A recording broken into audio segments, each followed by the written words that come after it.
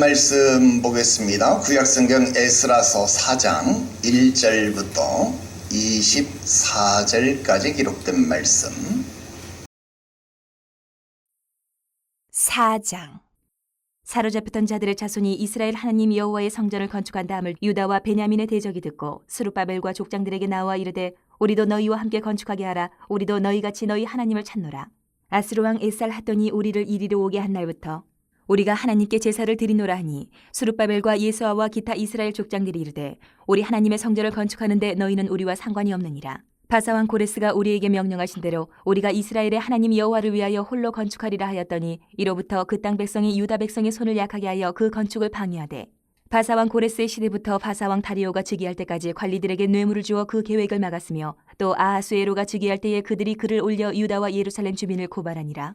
아닥사스다 때에 비슬람과 미드르닥과 다브엘과 그의 동료들이 바사왕 아닥사스다에게 글을 올렸으니 그 글은 아람 문자와 아람 방언으로 써서 진술하였더라. 방백 르움과 서기관 심세가 아닥사스다 왕에게 올려 예루살렘 백성을 고발한 그 글에 방백 르움과 서기관 심세와 그의 동료 디나 사람과 아바사 사람과 다블레 사람과 아바세 사람과 아렉 사람과 바벨론 사람과 수산 사람과 데헤 사람과 엘람 사람과 그 밖에 백성 곧 존귀한 오스나빨이 사마리아 성과 유브라데 강 건너편 다른 땅에 옮겨둔 자들과 함께 고발한다 하였더라. 아닥사스다 왕에게 올린 그 글의 초보는 이러하니 강 건너편에 있는 신하들은 왕에게 아르나이다. 당신에게서 우리에게로 올라온 유다 사람들이 예루살렘에 이르러 이 패역하고 악한 성읍을 건축하는데 이미 그 기초를 수축하고 성곽을 건축하오니 이제 왕은 아시옵소서. 만일 이 성읍을 건축하고 그 성곽을 완공하면 저 무리가 다시는 조공과 관세와 통행세를 바치지 아니하리니 결국 왕들에게 손해가 되리이다. 우리가 이제 왕궁의 소금을 먹음으로 왕이 수치당함을 참아보지 못하여 사람을 보내어 왕에게 아뢰오니 왕은 조상들의 사기를 살펴보시면 그 사기에서 이 성읍은 패역한 성읍이라 예로부터 그 중에서 항상 반역하는 일을 행하여 왕들과 각도에 손해된 것을 보시고 아실지라 이 성읍이 무너짐도 이 때문이니이다. 이제 감히 왕에게 아뢰오니 이 성읍이 중건되어 성곽이 준공되면 이로 말미암아 왕의 강 건너편 영지가 없어지리이다 하였더라. 왕이 방백 르움과 서기관 심세와 사마리아에 거주하는 그들 동관들과 강 건너편 다른 땅 백성에게 조서를 내리니 일렀을 때 너희는 평안할지어다. 너희가 올린 글을 내 앞에서 낭독시키고 명령하여 살펴보니 과연 이 성읍이 예로부터 왕들을 거역하며 그 중에서 항상 패역하고 반역하는 일을 행하였으며 옛적에는 예루살렘을 다스리는 큰 군왕들이 있어서 강 건너편 모든 땅이 그들에게 조공과 관세와 통행세를 다 바쳤도다. 이제 너희는 명령을 전하여 그 사람들에게 공사를 그치게 하여 그 성을 건축하지 못하게 하고 내가 다시 조서 내리기를 기다리라. 너희는 삼가서 이 일에 게으르지 말라. 어찌하여 화를 더하여 왕들에게 손해가 되게 하려 하였더라. 아닥사스다 왕의 조서 초본이 르훔과 서기관 심세와 그의 동료 앞에서 낭독되매 그들이 예루살렘으로 급히 가서 유다 사람들을 보고 권력으로 억제하여 그 공사를 그치게 하니 이에 예루살렘에서 하나님의 성전 공사가 바사왕 다리오 제2년까지 중단되니라. 할렐루야. 에스라서 4장 1절부터 24절까지 기록된 말씀 통해서 방해 속에서 드러나는 믿음의 본질, 이런 제목의 말씀을 드립니다. 우리는 신앙생활을 하면서 그런 생각을 해보게 됩니다. 왜 하나님의 일을 하고 또 하나님의 일을 하려고 하면 또 하려고 했는데 더 어려워질까? 또 왜 순종을 하고 또 하려고 했는데 또 순종을 했는데 왜 방해가 생길까? 그런 생각이 들더라 하는 겁니다. 한번 예를 들어 보겠습니다. 출애굽기 5장에 보면 모세라는 인물이 나옵니다. 그가 하나님의 말씀에 순종해서 바로에게 갔습니다. 사실 안 간다고 했어요. 나는 혀가 뻣뻣하고 아둔합니다. 나는 말할 줄 모릅니다. 그래서 나는 갈 수 없습니다. 나는 순종할 수 없습니다. 나는 할 수 없어요. 나는 못합니다. 안 됩니다. 못한다고 했는데 하나님이 야, 네 형이 있잖냐? 말 잘하는 니네 형이 있잖냐? 네 형하고 같이 가면 되겠네. 네 형하고 같이 가라. 사실상 하나님이 등을 떠민 거나 마찬가지 아닙니까? 그래서 어쩔 수 없이 형이랑 같이 갔습니다. 그러면 형이랑 같이 갔으니까, 그것도 하나님이 등을 떠밀어서 갔으니까 뭔가 잘 돼야 될 것 아닙니까? 하나님 말씀에 순종했으니까, 하나님 뜻대로 했으니까 뭔가 잘 돼야 될 것 아닙니까? 그런데 결과가 무엇인가요? 더 힘들어졌습니다. 바로는 곱방귀도 안 낍니다. 야, 니들 살만한가 보다. 야, 니네가 오죽 편안했으면 지금 나 앞에 와서 제사 드리러 가겠다고 이런 망발을 해대냐? 야, 나 집 안 줄란다. 내가 벽돌 만드는 짚을 이제 안 줄 테니까 니들이 나가서 집도 베다가 그 짚을 가지고 니네 가서 벽돌 만들어. 그 대신 야, 벽돌 한 장도 안 깎아줄 테니까 야, 벽돌 그대로 만들어내. 무슨 말입니까? 하나님 말씀대로 순종했는데 노동의 강도가 더 중해졌습니다. 예전에는 주는 재료 가지고 벽돌 예를 들어서 100장만 만들면 됐는데, 이제는 100장뿐만 아니라 가서 벽돌 만드는 짚을 베다가 100장을 찍어내야 되는 거예요. 그러니까 짚을 베는 노동, 벽돌 찍는 노동, 이렇게 노동의 강도가 가중되었다라는 겁니다. 괜히 벌집을 쑤셔놓은 그런 형국이 되었다라는 겁니다. 하나님 말씀에 순종했으면 신명기 말씀에 기록한 것처럼 들어가도 나가도 복을 받고 형통한 일이 생겨야 되는 것 아닙니까? 그런데 왜 이런 일이 생기는 겁니까?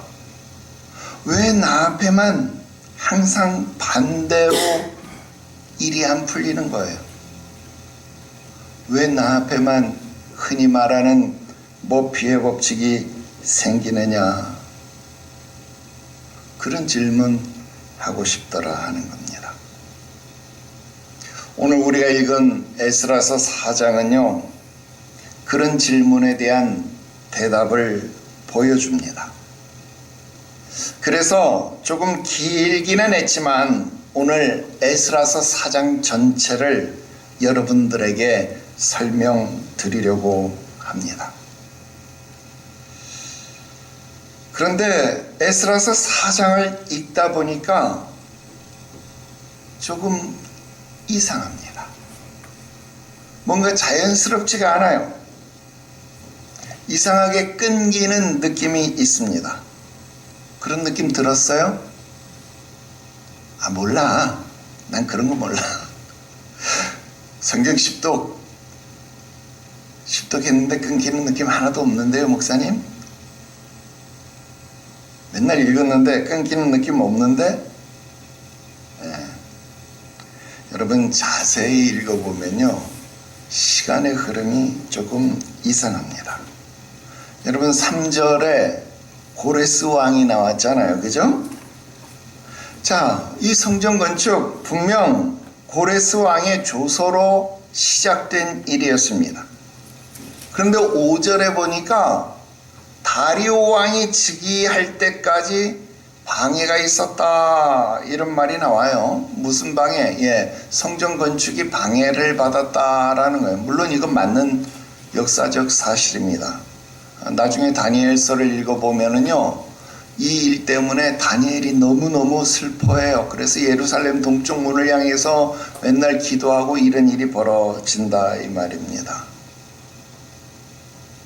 그런데 뜬금없이 6절에 보니까 아하수에로 왕이 또 나와요. 여러분, 아하수에로 왕 누굴까요? 아, 몰라.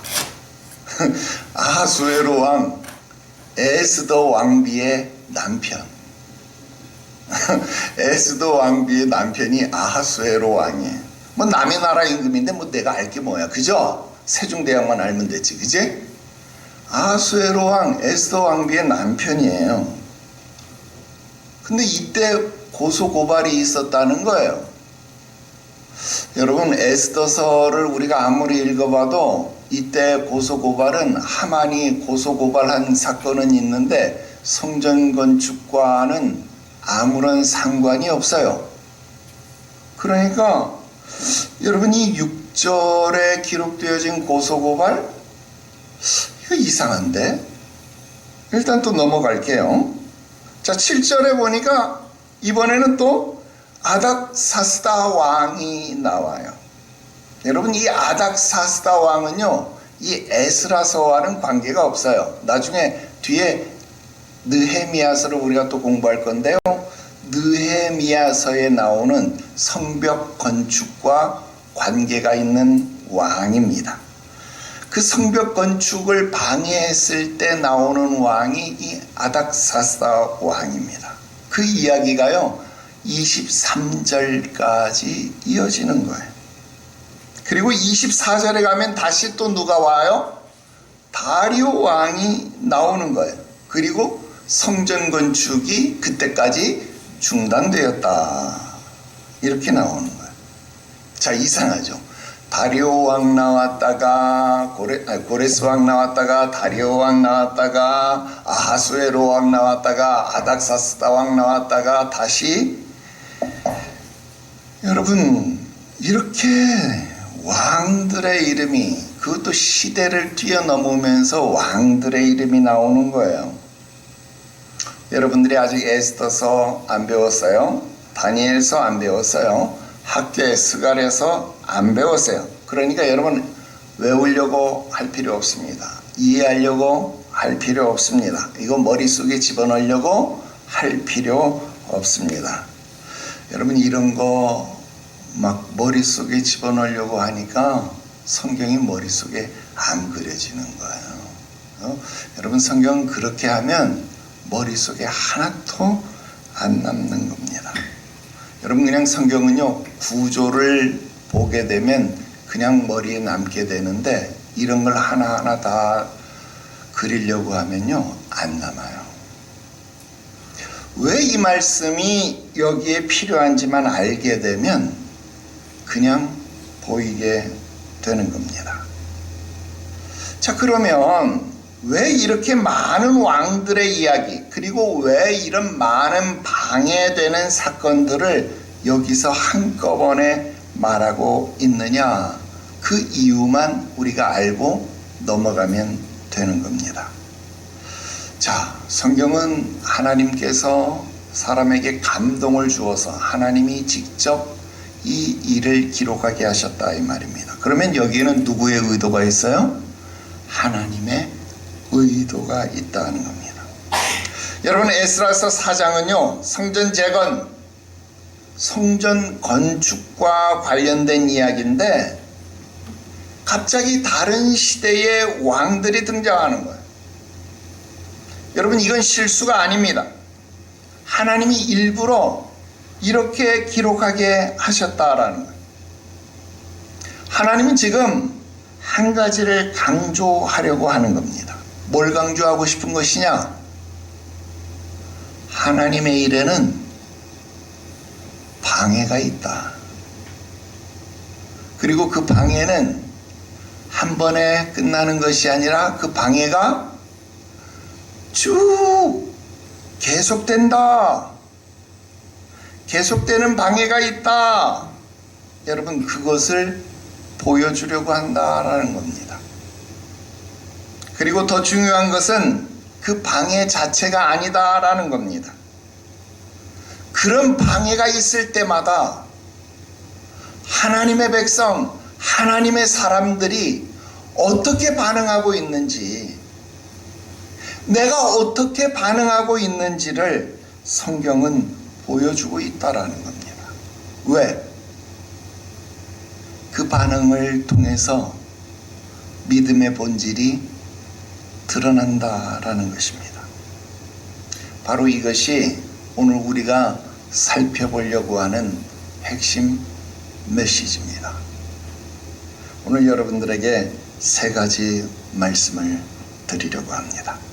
첫 번째로, 하나님이 요구하시고 내가 지키려고 하는 것은 과연 무엇이냐 하는 것입니다.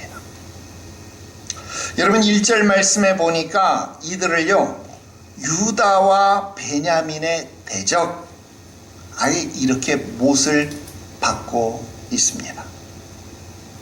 여러분 방해라고 하는 말이 무슨 말일까요? 여러분 방해라고 하는 말은 남의 일에 간섭하고 해를 끼친다 이런 사전적인 의미를 가지고 있습니다. 그렇다면 방해라고 하는 말은 남의 일에 끼어들고 간섭하고 해를 끼치는 것이니까 남의 일, 그러니까 원래 하려고 하는 일이 있다라는 전제를 깔고 하는 말이잖아요. 그러면 원래 하려고 하는 일이 도대체 뭐길래 그것을 하지 못하도록 끼어들고 간섭하고 방해하는 것일까요? 원래 하려고 하는 일 뭐예요? 고레스 왕이 시킨 일요? 그건 맞죠. 우리는 고레스 왕이 시킨 일을 앞에서 뭐라고 배웠어요? 하나님이 감동하신 일, 그러니까 하나님이 깨우신 일 그랬잖아요. 그리고 그 하나님이 깨우신 일을 뭐라고 불렀어요? 1장 1절에서 뭐라 그랬어요? 하나님이 예레미야의 입으로 하신 말씀을 이루려 하신 일 그렇게 했잖아요. 하나님이 예레미야의 입으로 하신 말씀을 이루려 하신 일, 그게 뭘까? 자기 백성을 돌아오게 하시는 일이었다 하는 거예요. 자, 그러면 더 생각을 해봅시다. 자기 백성을 왜 돌아오게 하는 거예요? 성전 지으라고요? 그 돌멩이 성전? 나중에 지금 지어놔봤자 조금 더 시간이 흐르면 로마가 쳐들어와서 로마라는 제국이 일어나서 나중에 로마라는 제국이 이 바벨론도 쳐부수거든요. 그리고 난 다음에 여러분 이 스룹바벨 성전도요 깨부숴요. 그래서 여러분 이 성전도 회파되거든요. 그러면 애써서 지어놔봤자 어차피 다 부서질 건데 하나님이 기껏 고레스 왕 시켜서 돌아가게 하고 가서 이렇게 성전 지으게 한 다음 그거 어차피 또 로마로 말미암아 또 다 부서질 건데 그 성전 뭐하러 지으라 그래요? 하나님이 성전 지으라고 고작 그 백성들 돌려보내는 거예요? 다 부서질 성전? 여러분 성전을 짓는 일은 표면적인 이유입니다. 여러분 성전은요 그들이 하나님 앞에 예배를 드려야 살 수 있는 공동체, 즉 그들이 예배 공동체라는 것을 확인시켜주는 도구라는 것입니다. 그리고 그들이 그 성전을 짓는 성전 건축의 과정은요 그들이 언약 백성이라고 하는 것을 확인시켜주는 메커니즘, 그런 단계, 그 과정이다라고 하는 겁니다.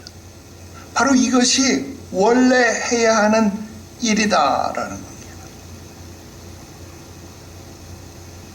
그런데 이 일에 방해를 하는 거예요. 예배 공동체라는 것을 확인하고 언약 백성이라는 것을 확인시키는 이 일을 대적들이 방해하는 거예요. 자, 여기서 궁금한 점이 생겨요. 이 사람들, 즉 대적들이 와서 우리도 함께 성전을 짓겠다 그렇게 말하는 거예요. 왜 그랬을까요? 여러분 단순히 방해하려고 처음부터 온 것일까요? 사실은 그렇지 않아요. 여러분 이 사람들의 뿌리는 처음 시간에도 말씀드렸지만 이 사람들의 뿌리는 원래는 북왕국 사람들이 있잖아요. 사마리아 사람들이잖아요. 여러분 오래전 북왕국이 멸망했을 때 아수르 제국은요 사람들을 이 지역 저 지역으로 막 흩어지게 하고 또 다른 사람들을 이 지역으로 막 이주시켜서 혼혈 정책을 썼다고요. 그 사마리아 사람들은 막 섞인 사람들입니다. 피만 섞인 것이 아니라 신앙도 섞인 사람들입니다. 그래서 그 땅에 있는 사람들은요, 다른 민족과 섞이다 보니까 그들은 신앙도 섞였어요. 여호와 하나님만 아는 것이 아니라 다른 신도 알고 다른 신도 섬겼습니다. 그래서 그들은 신전을 세워요. 성전을 세우는 게 아니라 신전을 세워요. 그 신전의 이름이 뭐예요? 만신전. 만신전 무슨 뜻이에요? 모든 신들을 모신 성전. 그래서 만신전이에요. 만신전이니까 모든 신들을 그곳에 다. 그래서 여러분 사사기서에도 보니까 다곤신전에다가 뭐를 갖다 놓는 거예요? 여호와의 언약궤를 갖다 놓잖아요. 그죠? 그렇게 하는 거예요.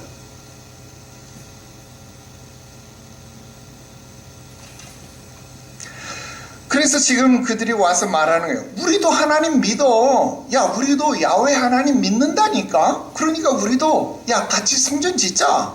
너네만 짓는 거 말고 야, 너네도 여호와 하나님 믿잖아. 우리도 하나님 믿어. 그러니까 우리 성전 같이 짓자.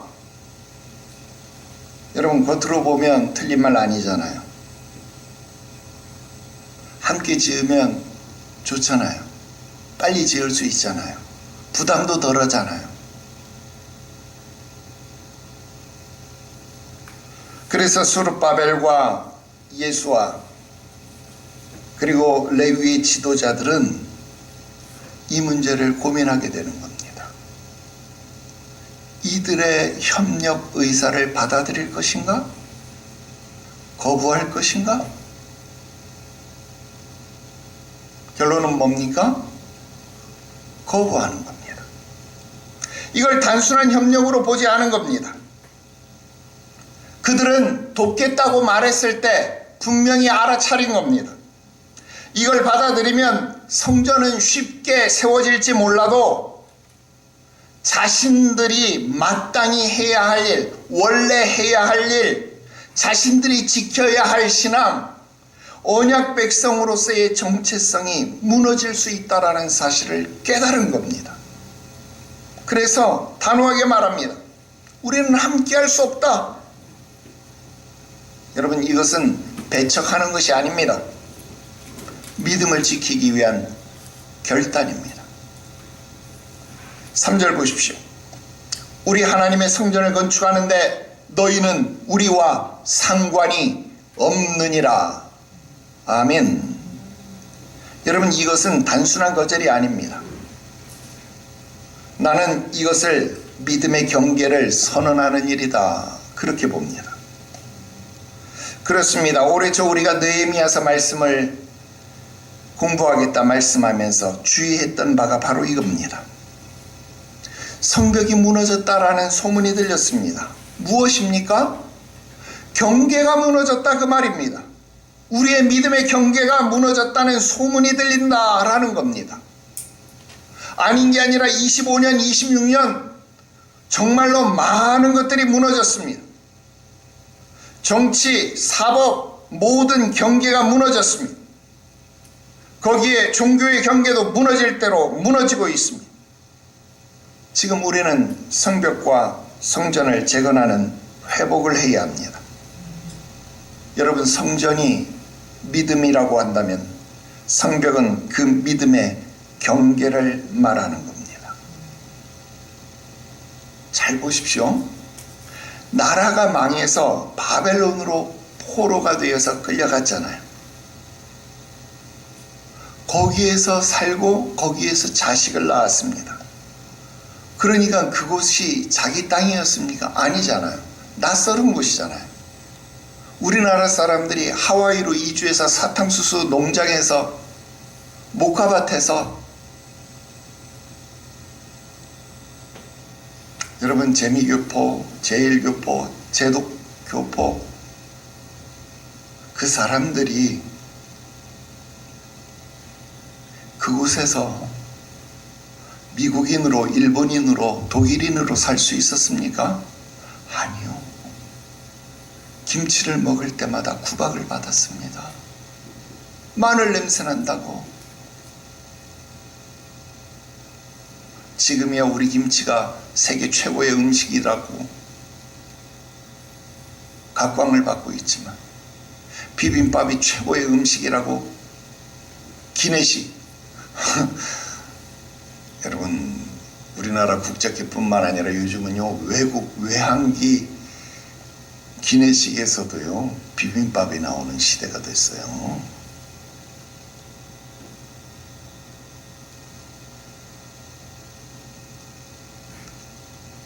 바벨론에서도 이방인으로 살았습니다. 그들이 거기서 70년을 살다가 100년 가까이 살다가 고레스의 조서를 따라서 예루살렘으로 돌아왔습니다. 여기서 오니까 달라졌나요? 아닙니다. 여기서도 그들은 여전히 이방인이고 나그네였습니다. 왜? 그곳에서 태어난 이 세대들이 여기 와서 보니까 여전히 낯설은 거예요. 미국에서 태어나서 한국에 와보니까 한국이 낯설은 거예요. 어쩌면 바벨론보다 더 낯설은 곳일 수 있습니다. 그들은 이곳에서도 낯설었고 저곳에서도 낯설은 이방인이고 나그네였습니다. 그렇다면 이들을 이들 되게 하는 것이 무엇일까요? 그것은 하나님께로부터 받은 언약 하나뿐이었습니다. 그게 아브라함으로부터 시작된 언약 공동체의 운명이었다. 그것입니다. 아브라함이 그렇게 살았고 이삭도 그렇게 살았습니다. 야곱도 그렇게 살았습니다. 애굽에서 이스라엘 백성들이 그렇게 살았고 광야에서 12지파가 그렇게 살았습니다. 가나안 땅에 정착해서 그들이 다 그렇게 살았습니다. 언제나 그들이 하나 되게 하는 것은 하나님 앞에 제사 드리는 제사 공동체, 예배 공동체라는 것, 그리고 하나님의 언약을 바라본다는 정체성만이 그들을 구분하는 유일한 띠였습니다. 여러분, 히브리서 11장은요 이 관점에서 해석해 보면 아주 정확한 표현입니다. 히브리서 11장은 다른 표현이 아니라 바로 언약 공동체, 예배 공동체를 보여주는 정확한 정체성의 표현입니다. 제가 읽어볼게요. 믿음은 바라는 것들의 실상이요 보이지 않는 것들의 증거니 선진들이 이로써 증거를 얻었느니라. 이 사람들은 다 믿음을 따라 죽었으며 약속을 받지 못하였으되 그것들을 멀리서 보고 환영하며 또 땅에서는 외국인과 나그네임을 증언하였으니 그들은 믿음으로 나라를 이기기도 하고 의를 행하기도 하며 약속을 받기도 하며 사자들의 입을 막기도 하며 불의 세력을 멸하기도 하며 칼날을 피하기도 하며 연약한 가운데서 강하게 되기도 하며 전쟁에 용감하게 되어 이방 사람들의 진을 물리치기도 하며 그들이 광야와 산과 동굴과 토굴에 유리하였느니라. 이 사람들은 다 믿음으로 말미암아 증거를 받았으되 약속된 것을 받지 못하였으니 이는 하나님이 우리를 위하여 더 좋은 것을 예비하셨은즉 우리가 아니면 그들로 온전함을 이루지 못하게 하려 하심이니라. 아멘. 여러분, 언약 공동체의 본질은 바로 이 믿음입니다. 그래서 그들은 거절한 겁니다. 그들의 도움을 받아들이면 성전은 세워질 수 있을지 모르지만 이 본질, 신앙이 무너질 수 있다는 것을 알고 있었기 때문에 그들은 본질, 믿음을 선택한 겁니다. 그래서 여러분, 이 에스라서 4장 사건의 본질은요 협력의 문제가 아니라 그들의 정체성을 지키기 위해서, 믿음을 지키기 위해서 하나님이 요구하시는 바로 그것을 보존하기 위해서 거절한 사건이다, 그 말입니다. 나는 아직도 50 이제 중후반이 되어 가는데 여전히 고민합니다. 목회 30년이 넘었는데 아직도 헷갈립니다. 왜 사람들을 좀 다독여주지 못하는가? 일단 사람이 좀 많고 봐야 할 것이 아닌가? 그래야 교회 재정도 걱정을 안 하고 선교도 하고 뭐 무슨 일이라도 좀 하는 것 아닌가? 예전에 장로님 그런 말씀 하셨어요. 목사님 왜 사람들 좀 비위 좀 맞춰주고 좀 한두 번 좀 그 사람들 앞에 좀 져주는 척 하면 안 됩니까? 예, 나도 때로는 후회 많이 합니다. 아이고 그때 장로님 말 좀 들을걸. 그러나 나는 항상 이 부분에서 막히고 걸립니다. 특히 우리 장로교 신앙 중심에 자리 잡은 신앙 양심이라는 것, 거기에 위배되지 말아야 할 것 아닙니까? 스룹바벨과 예수아는 성전을 세우느냐 마느냐 거기에 관심이 있는 게 아닙니다. 누가 세울 것이냐 거기에 더 관심이 있었습니다. 여러분, 타협은요 항상 우리에게 좋은 기회로 다가옵니다. 그러나 여러분, 참된 공동체는요 넓어지는 것이 아니라 분명해지는 겁니다. 여러분, 이것을 잊지 마시기 바랍니다. 여러분, 예수님 당시에 예수님을 따라다니는 무수한 사람들이 있었습니다. 근데 예수님이요 그 사람들을 다 제자로 받지 않았어요. 예수님은요 12명만 제자로 받은 거예요. 근데 그 12명 제자 중에 한 사람이 에라가 났잖아요. 그리고 그 12명 제자 중에서도 예수님은 기도하러 가실 때는 항상 베드로, 야고보, 요한 이 세 사람만 데리고 기도하러 갔어요.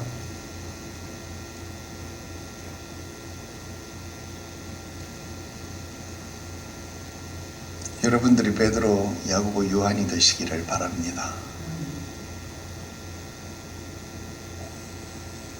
두 번째 말씀 드립니다. 방해는 무엇이고 왜 생기는 것인가? 여러분, 사탄의 전략은요 항상 협력으로 시작됩니다. 창세기에서 아담과 하와에게 찾아온 사탄 역시 그들을 위하는 자로 찾아왔어요. 방해는요 항상 좋은 얼굴로 시작합니다. 그러므로 타협은 항상 가장 위험한 유혹이다라는 사실을 잊지 말아야 합니다. 오늘 에스라서 4장에서 핵심 단어들을 통해서 사탄의 정체와 공격의 흐름을 살펴보도록 하겠습니다. 첫 번째 단어는요 1절에 나오는 이 대적이라는 단어입니다. 여기 이 대적이라는 단어에 동그라미를 치십시오. 이 대적이라는 단어는요 원어로 차르라는 단어입니다. 이 말의 의미는요 좁다 또는 재난, 원수, 압박을 가하는 자 뭐 이런 뜻을 가지고 있습니다. 자, 이 사람은요 처음에는 돕겠다 그랬어요. 자, 돕겠다라고 말을 하지만 이들은 본질적으로 원수입니다. 압박을 가하는 자예요. 그러니 그들이 도울 리가 없죠. 설령 돕는다고 할지라도 그들이 내미는 것은요 재난이고 좁은 가시밭길이 됩니다. 그게 협력이 될 수가 없어요. 두 번째 단어는요 4절에 약하게 하다라는 단어입니다. 여기에도 동그라미 하십시오. 이 약하게 하다라는 이 단어는요 원어로 라파라는 단어인데요 이 말은 가라앉다, 떨어지다, 낙심하다 그런 뜻을 가지고 있습니다. 이 단어가 굉장히 중요해요. 여기에는요 동그라미도 하고 별표도 하십시오. 예. 왜냐하면요 방해의 핵심이 뭔지 압니까? 방해의 핵심은요 한 방에 치는 게 방해가 아닙니다. 방해의 핵심이 뭐냐? 바로 약화입니다. 약화. 그렇습니다. 사단은요, 우리를 한 방에 무너뜨리지 않습니다. 사단은요, 우리를요, 조금씩 힘을 빼놓는 겁니다. 약화시키는 겁니다. 무기력하게 만드는 겁니다. 좌절시키는 게 나락으로 떨어뜨리는 거, 가라앉게 만드는 거, 그게 사단의 목표입니다. 자, 세 번째 단어는요, 여러분 성경에 없어요. 4절에 두렵게 하다라는 단어가 있습니다. 그런데 우리 성경엔 번역되지 않았거든요. 그런데 원어 성경에 보면 분명하게 있습니다. 그러니까 여러분들은 약하게 하여 라는 다음에 V자, 이 꺽쇠 표시를 하고 거기에 두렵게 하여 라고 써 넣으십시오. 이게 원어로는 바할이라는 단어인데요. 이 말은 당황스럽게 하고 혼란을, 그러니까 심리적인 이 혼란 상태를 동반한 두려움입니다. 심리적 압박이 동반된 두려움을 말하는 거예요. 우리 한글 성경에는 그냥 약하다라는 말로 그냥 퉁쳐버린 건데요. 조금 더 적극적으로 번역을 해보면, 여러분, 우리의 믿음이 약하게 되는 이유는, 우리의 믿음이 약화되는 이유는요, 환경 때문에 약화되는 게 아니에요. 우리의 믿음이 약하게 되는 이유는 바로 두려움 때문에 무너지는 겁니다. 두려움 때문에 약화되는 거예요. 자, 네 번째 단어는 5절에 나옵니다. 꾀하다, 방해하다 라는 뜻을 가진 사칼이라는 단어입니다. 우리 성경에는 막았다 그렇게 번역이 되어 있죠. 이 막았다 라는 말에 동그라미 치십시오. 즉 이 단어는요, 꾀하는 것, 방해하는 겁니다. 즉 단순한 방해가 아니라, 단순히 막는 것이 아니라 의도적으로 꾀해서 방해하는 거예요. 꾀함으로 막는 거예요. 전략적으로 방해하는 거예요. 마지막 다섯 번째 단어는 24절에 나옵니다. 중단했다, 멈췄다 라는 단어입니다. 바탈이라는 단어입니다. 여러분, 믿음의 위기는요, 무너지는 게 아니에요. 믿음의 위기는요, 멈추는 겁니다. 다시요. 여러분, 우리는 믿음이 무너졌다, 이게 큰일 난 걸로 생각을 해요. 믿음의 위기는 무너지는 게 아니라 멈추는 게 큰일입니다. 자, 이 다섯 개의 단어들을 한번 쭉 연결을 해볼게요. 첫 번째 대적, 그 다음 약하게 함, 그 다음 두렵게 함, 그 다음 계획을 방해하는 것, 그 다음 결국 멈추게 하는 것. 자, 이걸 다 연결해 보니까 뭐가 나오나요? 완벽한 영적 공격의 흐름이 보이더라, 그 말입니다. 사단이 우리를, 대적이 우리를 어떻게 공격해 오는지 영적 공격의 흐름이 보인다, 이 말입니다. 사단은요, 우리를 처음부터 공격하는 게 아닙니다. 과정이 있어요. 크게 세 가지로 나눠볼 수 있겠는데, 첫 번째는요, 우리의 믿음이 약해질 때 무너진다라는 거예요. 약해질 때. 우리의 믿음이 약해질 때 무너지기 시작한다는 거예요. 4절에 보니까 손을 약하게 하여 그랬습니다. 이건 무너뜨린 게 아니잖아요. 그냥 힘을 뺀 거예요. 손을 약하게 한 겁니다. 열심히 식어지게 만든 겁니다. 의욕을 떨어지게 만든 거예요. 여러분들이 기도가 줄어들게 만든 겁니다. 겉의 모양은 그대로예요. 그냥 주일날도 그대로 나오고, 밥도 그대로 먹고, 교제도 그대로 하고, 모든 게 다 그대로예요. 그런데 손만 약해진 거예요. 힘만 빠진 거예요. 지난주엔 100%였는데 이번 주에는 90%예요. 다음 주에는 80%인 거예요. 손만 약해진 거예요.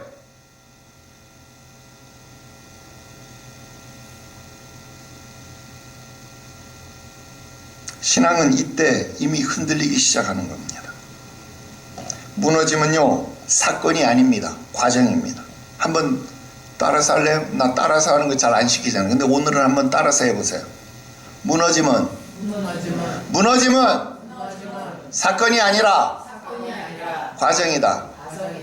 여러분, 무너지는 것은요, 사건이 아니에요. 무너지는 건 과정입니다.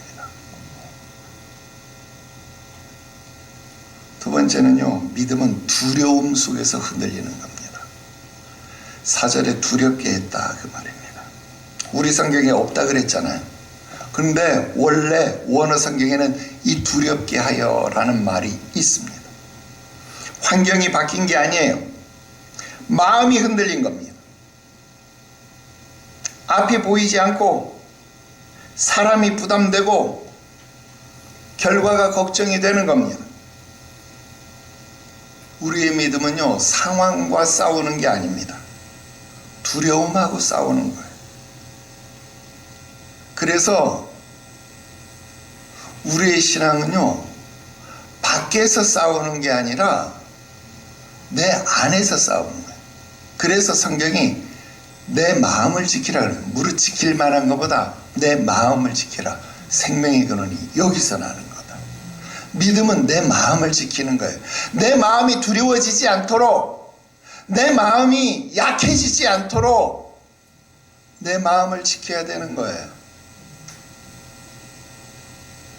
세 번째, 믿음은 멈출 때에 무너지는 거예요. 24절에 공사가 그쳤다 그랬잖아요.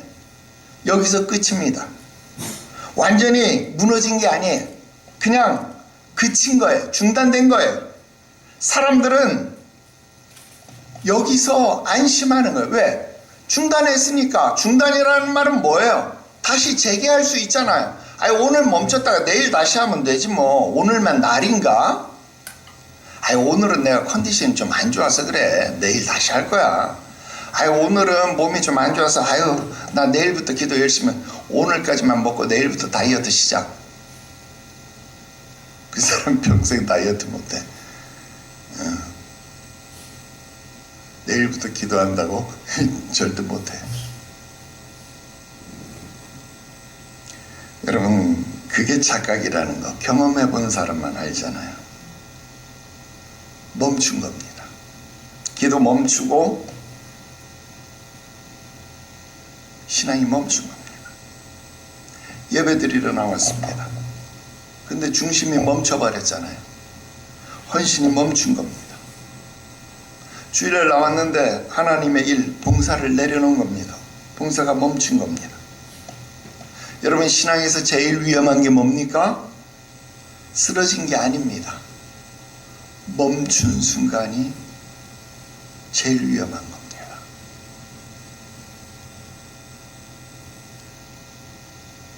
이제 마지막 세 번째 말씀 드립니다. 세 번째, 그럼 우리는 왜 멈추는가? 이것입니다.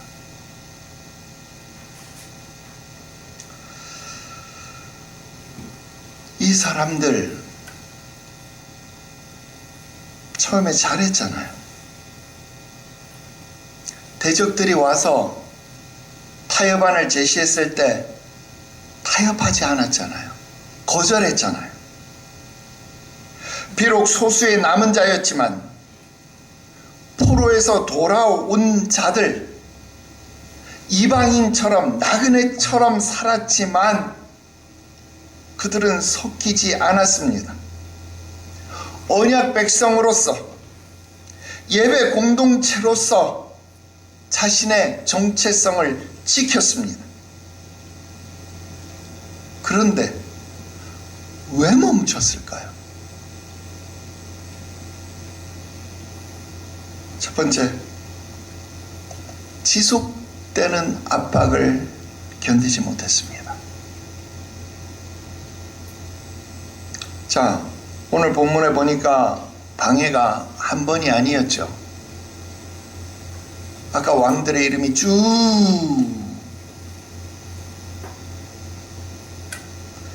성경은 그것을 보여주기 위해서 시간의 흐름을 역행해 가면서까지 모든 방해 공작을 나열해 놓은 것입니다. 처음에는 버팁니다. 처음에는 괜찮았습니다. 그런데 계속되면 달라집니다. 사람은요, 큰 사건보다 반복되는 압박에 무너지는 겁니다. 그래서 10번 찍어 안 넘어가는 나무 없다, 이런 말 나오는 거예요. 그래서 어느 순간 힘이 빠지는 거예요. 월세의 압박 한 달, 두 달 견뎌내는 거예요. 1년, 2년 대출 받아가면서 버텨낸다라는 겁니다. 내일은 좋아지겠지. 내년은 좋아지겠지.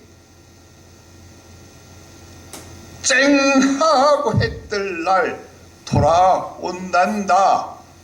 이 노래 부르면서, 찬송가도 아니고 이 노래 부르면서 로또 사면서 복권 긁으면서 희망 고문이라는 것을 하면서 이겨낸다라는 것입니다.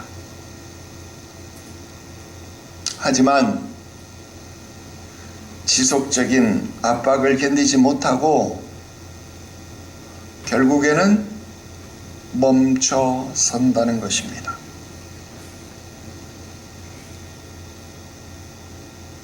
두 번째입니다. 두려움이 믿음을 압도해버렸습니다. 환경이 바뀐 게 아닙니다. 마음이 흔들린 겁니다. 앞이 보이지 않고 사람이 부담이 되고 결과가 걱정이 된 겁니다. 그래서 시선이 바뀐 겁니다. 하나님을 바라보던 시선이 상황을 보게 되는 거예요. 사람을 보게 되는 거예요. 바로 그때 믿음이 흔들리는 겁니다. 여러분만 흔들리는 게 아닙니다. 우리가 바로 작년에 공부했던 욥도 흔들렸잖아요. 욥이 하나님 나를 죽여주세요. 하나님 이럴 거면 나를 차라리 죽이세요. 왜 이렇게 나를 못 살게 굽니까? 차라리 나를 그냥 죽이세요. 욥이 그랬습니다. 다윗도 흔들렸습니다.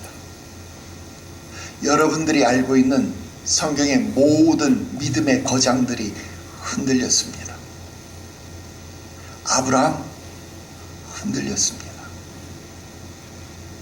약속을 받았는데 사라가 아닌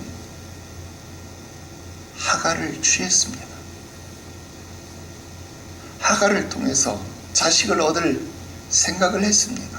흔들린 거잖아요. 약속을 받고 기다리지 못한 겁니다.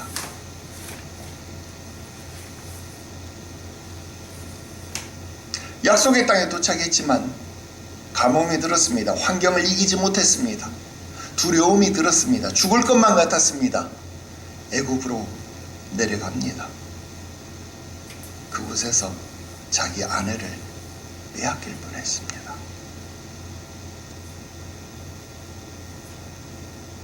이삭, 야곱, 여러분 믿음의 거장들이 줄줄이 두려움에 무너집니다. 여러분만 그런 것 아닙니다. 세 번째입니다. 옳은 선택을 했지만 끝까지 가지 못했습니다. 이 사람들의 선택, 틀린 선택이 아니었습니다. 분명히 맞은 선택이었습니다. 그런데 멈췄습니다.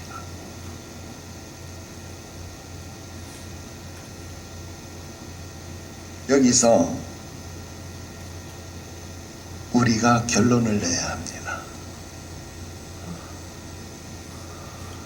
따라서 해야 합니다. 믿음은 바르게 시작하는 것이 아니라 주먹 쥐고도 따라해야지. 주먹 쥐고 끝까지 가는 겁니다. 믿음은 끝까지 가는 겁니다. 왜 안 해? 믿음은 끝까지 가는 겁니다. 나 울고 싶어. 나 울고 싶어요. 진짜 믿음은 끝까지 가는 겁니다.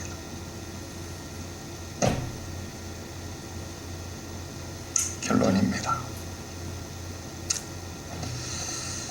사랑하는 장년 성도 여러분, 그리고 우리 사랑하는 청년 성도 여러분, 우리도 똑같습니다. 압박이 오면 약해지고 두려움이 오면 흔들리고 결국은 멈추고 싶어집니다. 그래서 하나님이 우리에게 묻고 계십니다.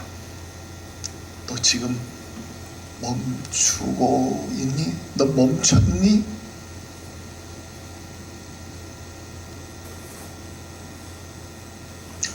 믿음의 본질은 이것입니다. 하나님은 우리에게 완벽한 상태를 요구하는 게 아닙니다. 아주 강력한 감정을 요구하는 것도 아닙니다. 그냥 끝까지 가는 겁니다. 멈추지 않는 겁니다. 왜냐하면 그것이 믿음의 길, 순례의 길, 왕의 대로이기 때문에 그렇습니다. 학창시절 장거리 달리기 해보셨잖아요. 꼭 마라톤이 아니더라도 여러분 1000m 이상 장거리 육상 종목은 한번 멈추면 다시 달릴 수 없습니다. 걸어가더라도 멈추지 않아야 일단 완주를 해서 기록을 낼 수 있습니다. 체력장, 요즘 체력장 안 하죠.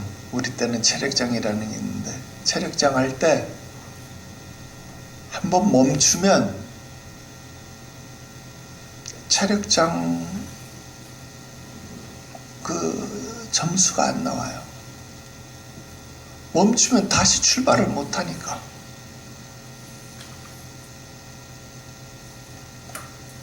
잠시 쉬면 다시 기운을 회복할 것 같지만 쉬면 다리가 풀립니다.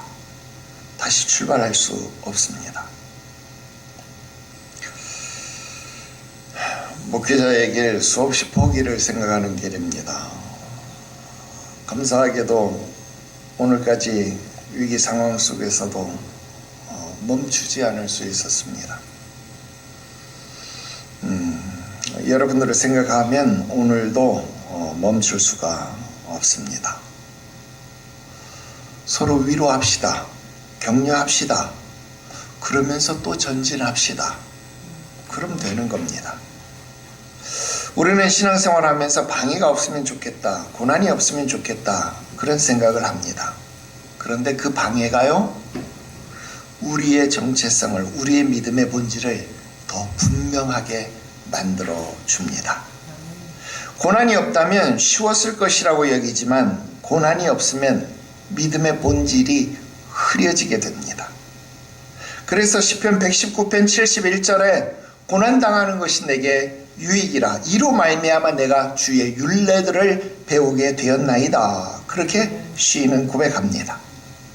찬송가 373장에도 그 물결 일어나 나 쉬지 못하나 이 풍랑으로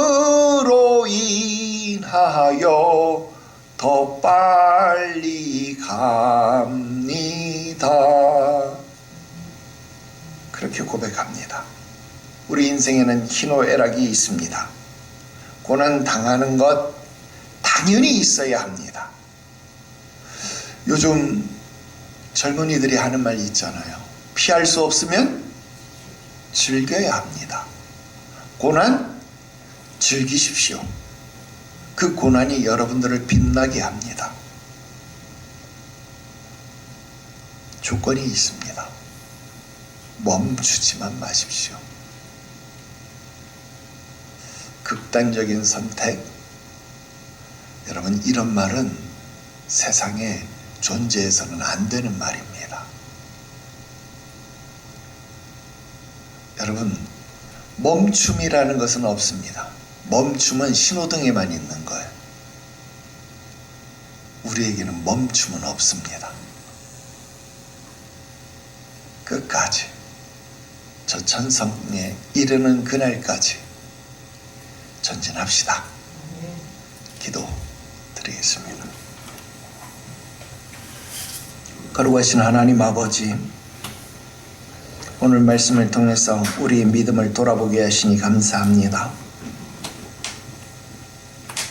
우리가 하나님의 일을 하려고 할 때, 주의 말씀에 순종하려고 할 때 왜 더 어려워지는지, 왜 더 많은 방해 세력들이 생기는지 보게 하시고, 그 속에서 우리의 믿음이 어디에 있는지를 깨닫게 하시니 감사합니다. 주여, 우리는 쉽게 연약해집니다. 조금만 압박이 와도 흔들립니다. 두려움이 오면 주저앉게 됩니다. 그러나 멈추지 말게 하시옵소서. 약해져서 쓰러질지라도